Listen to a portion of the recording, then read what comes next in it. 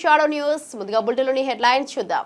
విజయవాడలో నిర్వహించిన FICCI national executive committee meeting 2025లో ముఖ్యమంత్రి చంద్రబాబు నాయుడు కీలకంగా పాల్గొన్నారు. ఈ సందర్భంగా ఆయన మాట్లాడుతూ ఆర్టిఫిషియల్ ఇంటెలిజెన్స్ సాంకేతికతను వినియోగించి రియల్ టైంలో ఖచ్చితమైన సమాచారాన్ని ప్రజలకు అందించవచ్చన్నారు. ఇక ముఖ్యంగా ప్రజారోగ్య రంగంలో ఈ దిశగా మైక్రోసాఫ్ట్ వ్యవస్థాపకుడు బిల్ గేట్స్ తో కలిసి ప్రభుత్వం పనిచేస్తోందని వెల్లడించారు. ఆరోగ్య రంగంలో డేటా ఆధారంగా త్వరితగతిన నిర్ణయాలు తీసుకునేలా సాంకేతికతను ప్రోత్సహిస్తున్నామని పేర్కొన్నారు. భవిష్యత్తు భారత్ డిజిటల్ పథంలో దూసుకెళ్లేలా ఆంధ్రప్రదేశ్ ఆధారంగా మారుతుందన్నారు. Expenditure will be reduced. Now all hospitals have become 5-star hotels. If you see treatment cost versus to hospital stay cost, it has become a big 5-star hotel. Tomorrow, why should you go to hospital? If you are sick, you can go. That too, curative you have to go. Not real-time monitoring also. We are working in a big way with Bill Gates. He is willing to work with me because of my past experience. Long back, 30 years back, I want to meet him desperately. He refused to meet me because I don't have any work with politicians. Then I insisted, I am having some work with you. I want to meet you. Then finally he gave me 10 minutes. I spent with him 40 minutes. Then I explained everything. The strength of India. At that time I used to say with passionate. Indians are very strong in mathematics. British people has taken our Kohinoor diamond also, that is from this place only. It has gone to Hyderabad Nizam. From Nizam it has gone to London. So they left English to us. English and mathematics are deadly combination for information technology. That is what I explained long back to Bill Gates. ఆనాడు అందరూ నన్ను తిట్టుకున్నప్పటికీ నేడు ఫలితాలు నన్ను నమ్మిన వారికి గర్వకారణంగా నిలిచాయన్నారు TDP జాతీయ ప్రధాన కార్యదర్శి నారా లోకేష్. నియోజకవర్గంలో పార్టీ కార్యకర్తలతో సమావేశమై మాట్లాడిన లోకేష్ పార్టీని నిస్వార్థంగా నడిపిన కార్యకర్తలే నిజమైన బలమని చెప్పారు. పార్టీలో ఫోటో స్టార్స్ ఎవరు, నిజంగా పనిచేసిన వారు ఎవరో గుర్తించమన్నారు. ఇకపై ప్రతి కార్యక్రమానికి ముందు కార్యకర్తల అభిప్రాయంతోనే ముందుకు వెళ్లాలని నిర్ణయించామన్నారు. జూలై 2వ తేదీ నుంచి ప్రతి ఒక్క కార్యకర్త గడప గడపకు వెళ్లి చంద్రబాబు నాయుడు ప్రభుత్వం చేపట్టిన విజయాలను ప్రజలకు వివరించాలన్నారు. విజయానికి శ్రమే మార్గమని కార్యకర్తలను ఉత్సాహపరిచారు. నన్ను 2 విషయాలు అడిగారు. మొదటిది, అన్నా కష్టపడేవాడికి ఫోటోలు దిగేవాడికి సమానంగా చూస్తే ఎట్లా, నిజమైన కష్టపడిన కార్యకర్తలు మీరు గుర్తించండి అని నన్ను కోరారు. రెండో విషయం, అధికారంలోకి వచ్చిన తర్వాత కార్యకర్తల్ని కలవరు, కూర్చుని మాట్లాడరు, మీటింగ్ వేయరు అని చెప్పారు. అందుకే మొదటి దానికి టెక్నాలజీతో జోడిస్తేనే పనిచేసింది ఎవరు, పనిచేయింది ఎవరు తెలుస్తుంది. ఇప్పుడు బాబు షూరిటీ భవిష్యత్ గ్యారంటీ అన్నాడు, ఓటీపీ పెడితే అందరూ లొకేషన్ తిట్టుకున్నాడు. వీడికేం పని పట్టలేదు, పాదయాత్ర చేస్తే సరిపోతుంది, ఎన్ని ఎందుకు పెట్టాడు రబే అని. అది పెట్టాం కనుకనే ఎవరు చేశారు, ఎక్కడ చేశారు, ఎప్పుడు చేశారో తెలుసుకున్నాం. అందుకే కార్యకర్తలు మేము గుర్తించగలుగుతున్నాం, అంటే పనిచేసిన కార్యకర్తలు గుర్తించగలుగుతున్నాం. ఫోటో స్టార్స్ని కూడా గుర్తిస్తున్నాం.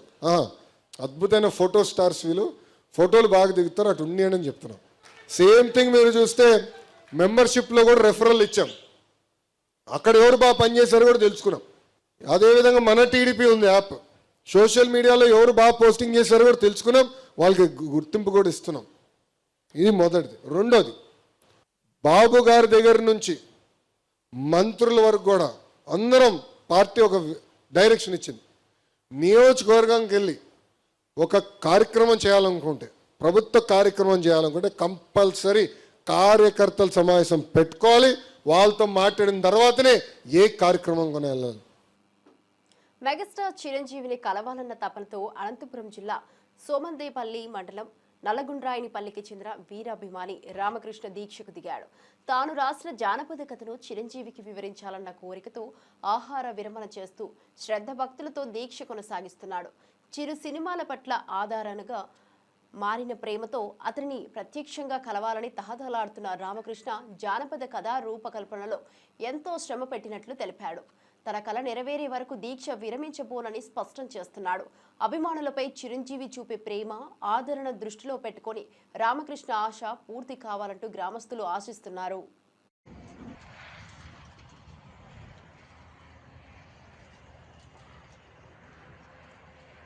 నల్గొండపల్లి సోమందేపల్లి మండలం శ్రీ సత్యసాయి జిల్లా. నేను గత 30 సంవత్సరాల నుండి కూడా చిరంజీవి వీరాభిమాని. ఆయన సినిమా ప్రతి సినిమా కూడా నేను ప్రతి ఒక్కటి కూడా రిలీజ్ రోజే ప్రతిరోజు సినిమా కూడా చూసినాను. ఒక్కో సినిమా 10 సార్లు 20 సార్లు కూడా చూసినాను. అయితే ఇంద్రాశపై ఆ సినిమా సక్సెస్ కానీ అది ఖచ్చితంగా నేను ఫంక్షన్ చేసి తీరాల్సిందే. చేశాను, సుమారు ఖర్చు పెట్టుకున్నాను. నాకు అంత ఉత్సాహం, ఎందుకంటే ఆయన అంటే నాకు వీరాభిమానం అనమాట. అయితే ఆయనని నేను చూడాలని హైదరాబాద్కి 2 సార్లు పోయినాను, నాకు దర్శనం ఇవ్వలేదు. మళ్ళీ మంత్రుల ద్వారా కూడా రికమెండ్ చేశాను. ఒక పవిత్రమైన ఒక నవాబు చక్రవర్తి కథ, జానపద కథ రాసి ఆయనకి అంది వల్ల ఆయన ఎక్స్క్యూటబుల్ అయినట్లు రాశాను అనమాట. చరిత్రాత్మకంగా ఉంటుంది, మరి రికార్డ్ అయిపోతుంది. ఈ బాహుబలి కూడా పనిచేద్దాం ఆ విధంగా ఉంటుంది, అట్లా రాశాను. ఆయన కోసం ఎన్ని కష్టాలు పడినానో, ఎన్ని ఇబ్బందులు పడినానో, ఎంత ఖర్చు పెట్టుకున్నానో. అయితే ఆయన గారే నాతో చెప్పలేదు అనుకో, ఖర్చు పెట్టుకో చేసుకొని, అది నా అభిమానం. ఆయన మీద నాకుండే ప్రేమ, నా విశ్వాసం అంతే. ఆయన కోసము తిరిగి బేజారైపోయి చేతగాక లాస్ట్లో జీడ్చుకొస్తున్నా. ఎందుకంటే ఆయన చూడాలా, జీవితంలో చూసి చచ్చిపోలా ఆయనకు సినిమా కథ అందించాలా అనేదే. ఆయన వచ్చే వరకు కూడా నేను జీడ్చంటే వినించుకోను. ఈయన చనిపోయినా పర్వాలేదు, నేను లేను పైకి, ఆయన రావాలా. అంటే చిరంజీవి రాకపోతే లేదు, అదే ఈడే నిరాహార దీక్ష. ఎన్ని రోజులు చేస్తారు? చనిపోయే వరకు. నేను చనిపోయినా పర్వాలేదు, నా జీవితం ఆయన కోసం. ఎందుకు అంత అభిమానం చిరంజీవి? నా పిచ్చి అభిమానం ఆయనకి, అంతే. నాకు అభిమానం ఎంత అంటే ఎంత చెప్పలేనంత, అనంతం అన్నమాట. ఆయన మీద ప్రేమ నాకు అనంతము. వస్తే నాకు సంతోషంగా ఉంటుంది. నేను ఒక జీవితంలో ఏదో సాధించినట్లయితుంది, అదే నా కోరిక. వచ్చే వరకు నేను దీక్ష మాత్రం విరమించను. ఫోన్ ట్యాపింగ్ తో సినీ తారల కుటుంబాల్లో చిచ్చు పెట్టిన ఘనత కేసీఆర్, కేటీఆర్ దేనని టీపీసీసీ చీఫ్ మహేష్ కుమార్ గౌడ్ మండిపడ్డారు. చివరకు తమ సొంత పార్టీ నేతలకు విడుపు లేకుండా ట్యాపింగ్ చేశారని తీవ్ర వ్యాఖ్యలు చేశారు. ప్రైవసీని భంగపరిచే హక్కును వీరికి ఎవరిచ్చారని ప్రశ్నించారు. దేశ చరిత్రలో ఇది అత్యంత హేయమైన చర్యగా అభివర్ణించారు. ఎంత పెద్దవాళ్ళైనా ఈ కేసులో శిక్ష తప్పదని స్పష్టం చేశారు. ప్రజా వ్యక్తుల ఫోన్ సంభాషణను ట్యాప్ చేసి రాజకీయ ప్రయోజనాలు పొందాలనే ప్రయత్నం జరగడం తీవ్రంగా ఖండనీయమన్నారు. ఇక నిజాన్ని బయటకు తేవాలంటే చట్టపరమైన కఠిన చర్యలు తీసుకోవాలని డిమాండ్ చేశారు. సినీ తారల జీవితాల్లో, కుటుంబాల్లో తగాదాలు వచ్చి ఎంత దూరం పోయిందో మనం చూసాం, కేవలం ట్యాపింగ్ వల్ల. మీ అవసరాల కొరకు, మీ స్వార్థం కోసం సినీ తారలు కూడా వదలలే. సినీ తారల ఫోన్లో ట్యాపింగ్ చేసి సంసారంలో చిచ్చు పెట్టిన ఘనత బీఆర్ఎస్ ప్రభుత్వాన్ని. జడ్జిల్ని వదలలే, వారి మాట వినని బ్యూరోక్రాట్స్ వదలలే, తుదకి బీఆర్ఎస్ ఎమ్మెల్యేలు కూడా వదలలే. ఎవడు ఎటుపోతున్నా అందరి మీద ట్యాపింగ్ పెట్టినట్టు సందర్భం. కొన్ని వేల ఫోన్లు ట్యాపింగ్ చేసినారంటే దేశ చరిత్రలో అతి హేయమైన చర్య అది. మీరు మీ నాయన సంబంధం లేకుండానే ప్రభాకర్ రావు గారు ట్యాపింగ్ చేసినాడా? అసలు ప్రభాకర్ రావుని పెట్టింది ఎవడు? ఒక రిటైర్ అయిన అధికారిని దేశ చరిత్రలో ఎక్కడ లేని విధంగా ఇంటెలిజెన్స్ చీఫ్గా ఎట్లా పెడతారు? మీ అవసరాలు తీసుకోవడానికే కదా. అలాంటి రిటైర్డ్ అధికారిని పెట్టి, మీ అడుగులకు మడుగులొత్తే అధికారిని పెట్టి మాలాంటి ఫోన్లని ట్యాప్ చేయడం అనేది నేరము. డెఫినెట్గా దీంట్లో ఎంతటి పెద్దవారైనా శిక్ష పడాల్సిందే. నెక్లెస్ రోడ్ జలవిహార్ వద్ద యాంటీ డ్రగ్స్ డే సందర్భంగా ఘనంగా నిర్వహించిన కార్యక్రమానికి మంత్రులు Ponnam Prabhakar, Adluri Laxman Kumar, Hyderabad CP CV Anand, hero Nikhil ముఖ్య అతిథులుగా హాజరయ్యారు. డ్రగ్స్ వినియోగానికి వ్యతిరేకంగా ప్రజలలో అవగాహన కల్పించేందుకు షార్ట్ ఫిల్మ్ ను మంత్రులు, టీజీ న్యాబ్ ఉన్నతాధికారులు విడుదల చేశారు. ఈ సందర్భంగా మాట్లాడిన హీరో నిఖిల్ డ్రగ్స్ కు దూరంగా ఉండడం వల్లే తన జీవితం ఆనందంగా, ఆరోగ్యంగా సాగుతోందని స్పష్టం చేశారు. యువత డ్రగ్స్ వంటి నాశనకరమైన మార్గాలకు దూరంగా ఉండాలని పిలుపునిచ్చారు. అధికారులు, సినీ ప్రముఖులు కలిసి యువతను మెల్కొల్పేలా ఈ కార్యక్రమం నిర్వహించారు. ఈ రోజు ఈ షార్ట్ ఫిల్మ్ ని రిలీజ్ చేయాల్సిందిగా మనవి చేసుకుంటూ, this short film has been directed by Shri G Suryateja గారు and poster made by TGNAB and department of WD. Well, Suryateja గారు ఈ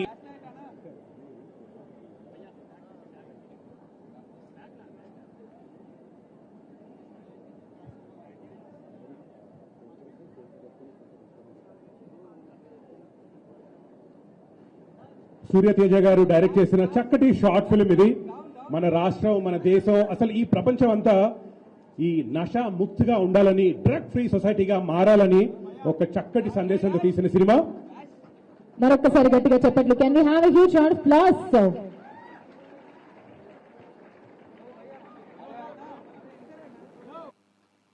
ప్రేమ వ్యవహారానికి తల్లిదండ్రులు అడ్డుపడుతున్నారని భావించిన కూతురు తల్లిని హత్య చేయడం కలకలం రేపింది.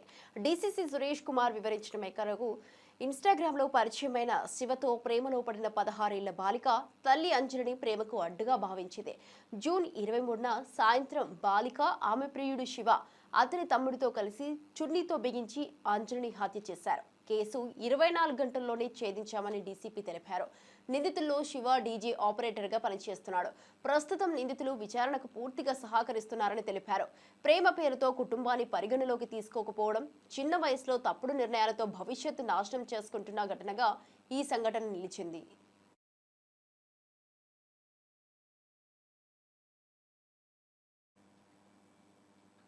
తెలంగాణలో కాంగ్రెస్ ప్రభుత్వం ఇచ్చిన 6 గ్యారెంటీల అమలు తీరు, మహిళలకు చేసిన వాగ్దానాలపై చర్చించేందుకు అసెంబ్లీ సమావేశాలు ఏర్పాటు చేయాలని ముఖ్యమంత్రి రేవంత్ రెడ్డికి బీఆర్ఎస్ ఎమ్మెల్సీ తెలంగాణ జాగృతి అధ్యక్షురాలు కల్వకుంట్ల కవిత సవాల్ విసిరారు. ఇదే సమయంలో పెన్షన్ల పెంపుదల వంటి హామీలను నెరవేర్చాలని కోరుతూ ఏఐసీసీ అగ్రనేత సోనియా గాంధీకి పోస్టు కార్డులు పంపే ఉద్యమానికి ఆమె శ్రీకారం చుట్టారు. గోదావరి జలాల అంశంపై బీఆర్ఎస్ అధినేత కేసీఆర్ కు సీఎం రేవంత్ రెడ్డి సవాల్ విసరడంపై కవిత స్పందిస్తూ అసెంబ్లీలో ఖచ్చితంగా చర్చిద్దాం. అయితే 6 గ్యారెంటీల అమలు, మహిళలను మోసం చేసిన అంశాలపై కూడా చర్చ జరగాలని డిమాండ్ చేశారు. కేసీఆర్ దమ్మేమిటో అసలైన కాంగ్రెస్ పార్టీకి తెలుసు కాబట్టే తెలంగాణ రాష్ట్రం ఏర్పడిందని, తెలంగాణ వచ్చింది కాబట్టే రేవంత్ రెడ్డి ముఖ్యమంత్రి కాగలిగారని ఆమె పేర్కొన్నారు.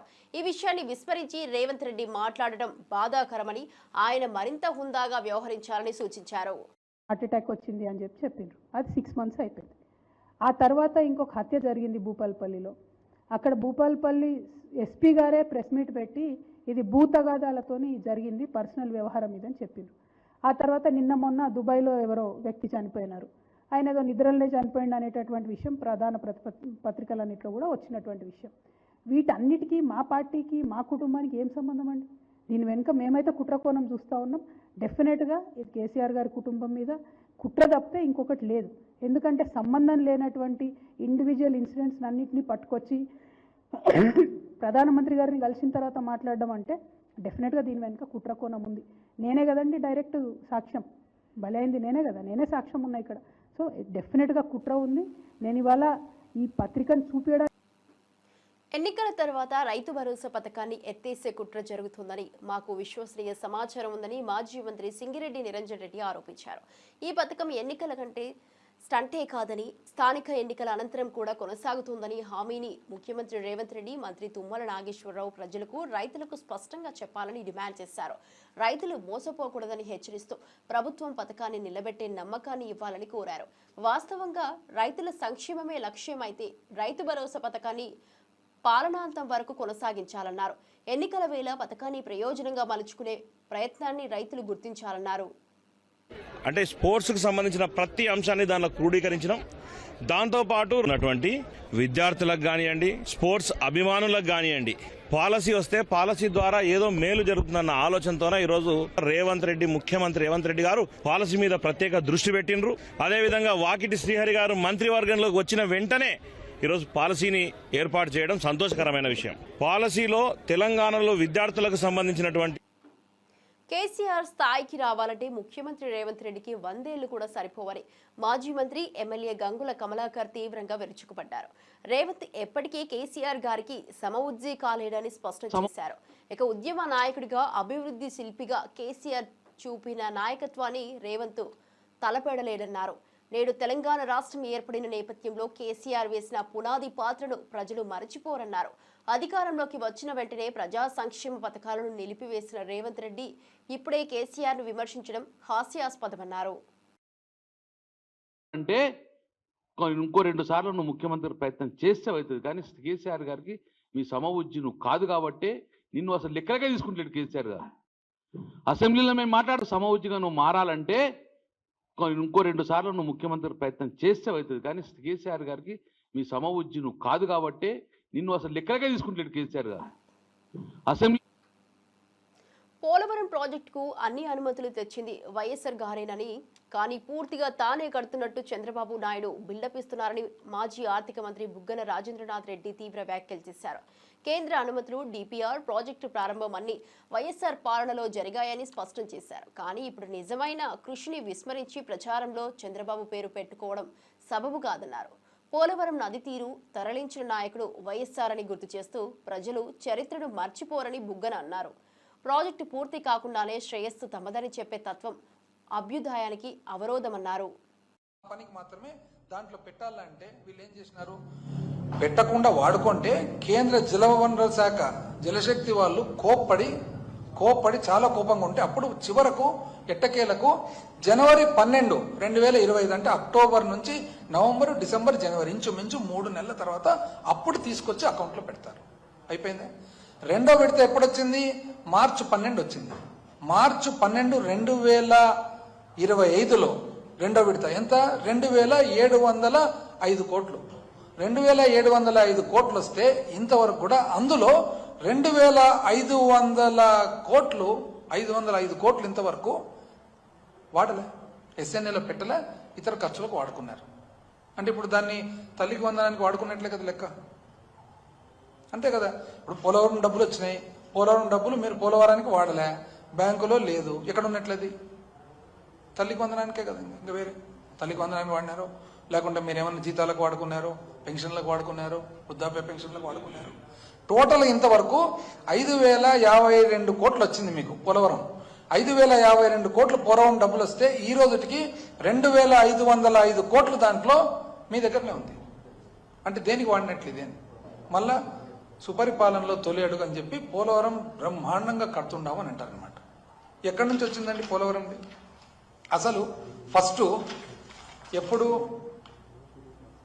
కోవిడ్ అప్పుడు జగన్మోహన్ రెడ్డి గారు ఈ పోలవరం ప్రాజెక్టు కంప్లీట్ చేయాలా అర్జెంటుగా, ఇదంతా ఇబ్బందుల్లో ఉంది. ఎందుకు ఇబ్బందుల్లో ఉందంటే మీరు 2014లో మీరు ప్రభుత్వం ఏర్పాటు చేసుకున్నప్పుడు మీరు ఏమని ఒప్పుకున్నారు కేంద్రంతో? 2014 రేట్లకు వైఎస్ఆర్సీపీ కేంద్ర కార్యాలయంలో పార్టీ అధినేత వైఎస్ జగన్మోహన్ రెడ్డి అధ్యక్షతన విస్తృత స్థాయి సమావేశం నిర్వహించబడింది. పార్టీ భవిష్యత్తు కార్యాచరణ, పునర్వ్యవస్థీకరణ, ఎన్నికల ఫలితాలపై సమగ్ర సమీక్ష, బూత్ స్థాయి నుంచి పార్టీ బలపరిచే దిశగా చర్చలు జరిగాయి. సమావేశంలో కేంద్ర, రాష్ట్ర స్థాయి నాయకులు, మండల మరియు జిల్లా ఇన్ఛార్జీలు పాల్గొన్నారు. పార్టీని బలంగా నిలబెట్టే విధంగా ఆర్గనైజేషన్లో మార్పులు, బాధ్యతల పంపిణీపై జగన్ దిశానిర్దేశం చేశారు. ప్రజల సమస్యలను మరింత సమర్థంగా వినేలా పార్టీ శ్రేణులు పునర్కల్పించాల్సిన అవసరం ఉందని పేర్కొన్నారు. రాబోయే స్థానిక ఎన్నికలతో పాటు 2029 సాధన లక్ష్యంగా పార్టీని సిద్ధం చేయాలని పిలుపునిచ్చారు.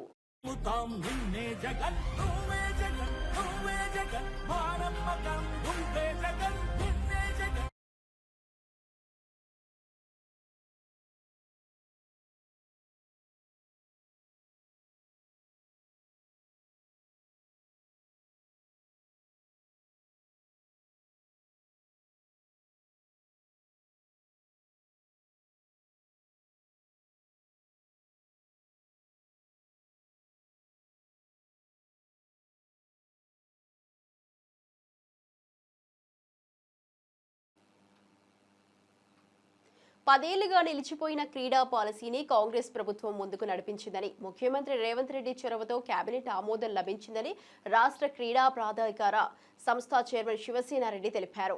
ఎల్బీ స్టేడియంలో నిర్వహించిన క్రీడా సంబరాల్లో ఆయన పాల్గొని విద్యార్థులతో కలిసి సీఎం, క్రీడా మంత్రి చిత్రపటాలకు పాలాభిషేకం చేశారు. గత ప్రభుత్వాల్లో క్రీడా మంత్రులు విదేశీ పర్యటనలకే పరిమితమయ్యారని, కానీ పాలసీని అమలు చేయడంలో విఫలమయ్యారని విమర్శించారు. కొత్త క్రీడా పాలసీలో ఒలింపిక్స్, జాతీయ, అంతర్జాతీయ స్థాయిలో ప్రతిభ చూపిన క్రీడాకారులకు మరింత మెరుగైన నగదు, బహుమతులు, ప్రోత్సాహకాలు కల్పించనున్నట్టు తెలిపారు. ఇది రాష్ట్ర క్రీడల రంగానికి మేల్కొల్పు అవుతుందని ఆశాభావం వ్యక్తం చేశారు. ప్రభుత్వం ఏ ప్రభుత్వం అయినా ఎప్పుడైనా సరే దాన్ని సరి చేసుకోవచ్చు అని కూడా చెప్పినాం.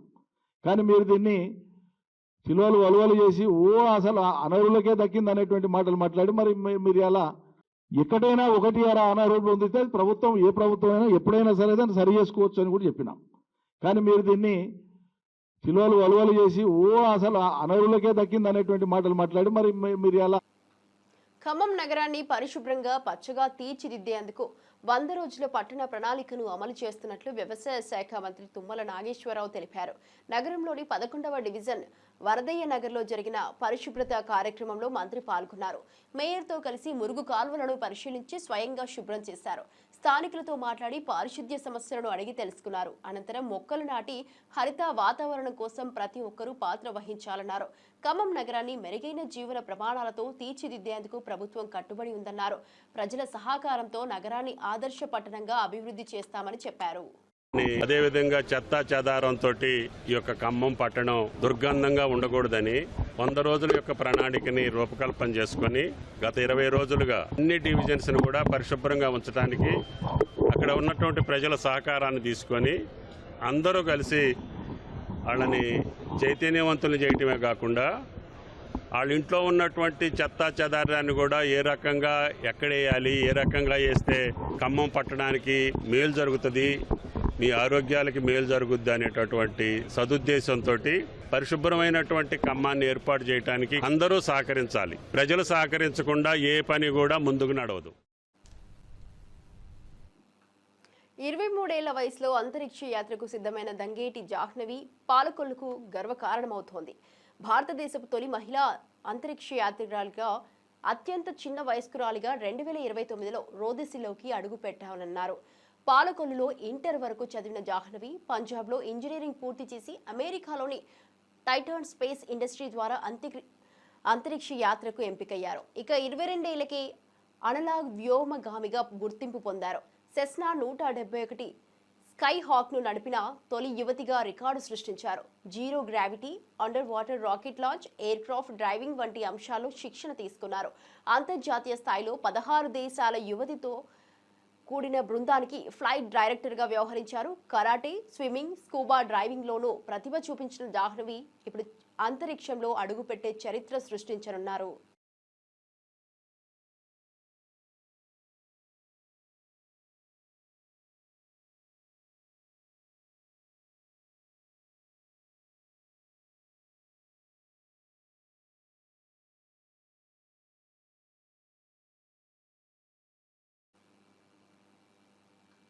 శ్రీశైలం మల్లికార్జున స్వామివారిని సినీ హీరో మంచు విష్ణు దర్శించుకున్నారు.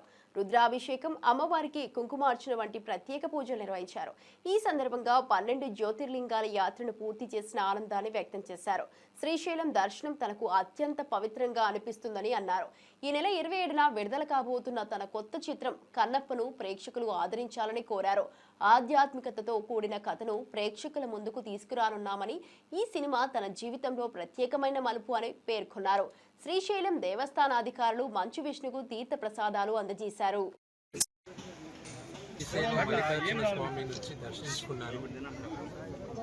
శక్తిపీఠాన్ని దర్శించుకున్నాను. దీంతో నేను 12 జ్యోతిర్లింగాల యాత్ర పూర్తి చేసుకున్నాను. ఈరోజు 25వ తేదీ, 27వ తేదీ కన్నప్ప చిత్రం విడుదల అవుతుంది. మీరందరూ ఆశిస్తారని మనస్ఫూర్తిగా కోరుతున్నాను.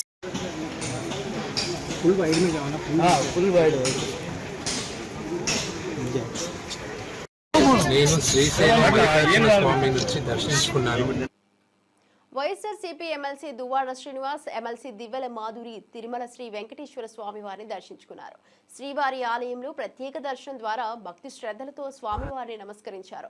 దర్శన అనంతరం ఆలయ అధికారులు వారికి తీర్థ ప్రసాదాలు, శేష వస్త్రాలు అందజేశారు. రాష్ట్ర ప్రజల సంక్షేమం కోసం స్వామివారిని ప్రార్థించామని వారు తెలిపారు. భవిష్యత్తులో రాష్ట్రానికి శాంతి, అభివృద్ధి చేకూరాలని కోరుకున్నామని చెప్పారు. తిరుమల శ్రీవారి దివ్య దర్శనంతో ఆధ్యాత్మికంగా ఎంతో సంతృప్తి లభించిందని వెల్లడించారు.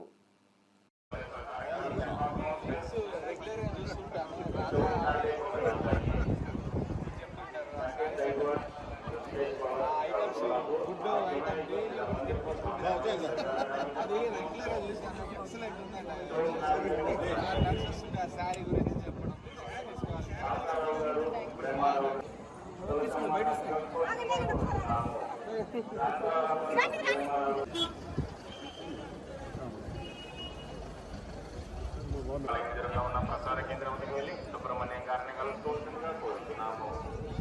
శివానంద గారు సుబ్రహ్మణ్యం గారిని కలుసుకోవాల్సిందిగా వెనకరండి, ఇంకా వెనకరండి, వెనకరండి.